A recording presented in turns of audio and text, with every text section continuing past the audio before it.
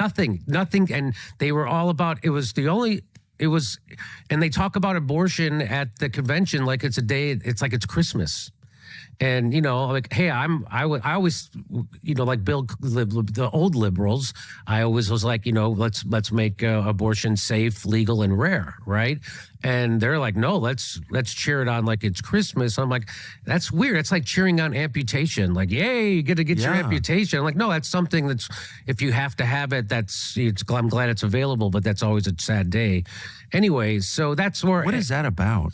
I really noticed that because I've been covering this stuff since 92. And Clinton, I mean, I've always been against abortion. I'm just going to say that.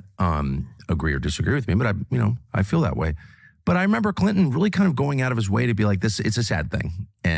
But we think in these circumstances, it should be legal. And I'm so struck by the change. What is that?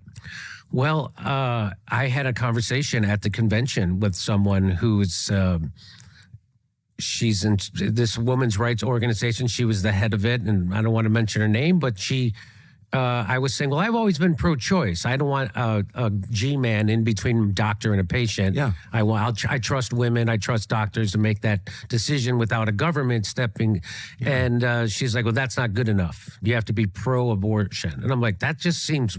And I'm like, well, what's your message to someone like me who's pro-choice but not pro-abortion?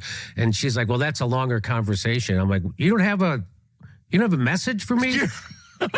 Are you? She said you have to be pro-abortion. Pro-abortion. I mean, it blew me away. And this is someone I like and respect, and it's very funny and all that stuff. But I didn't see it coming because I've been saying, because during COVID they went from being pro-choice to pro-abortion, which I noticed.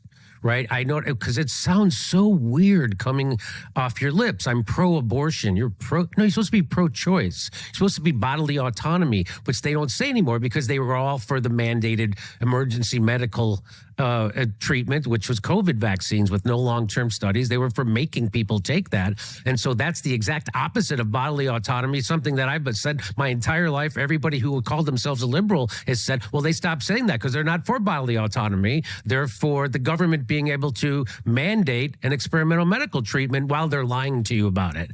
But they're pro-abortion. And I would say on my show that nobody's pro-abortion. And then I met someone at the convention who was. And I was just like, whoa, it still kind of blows me away.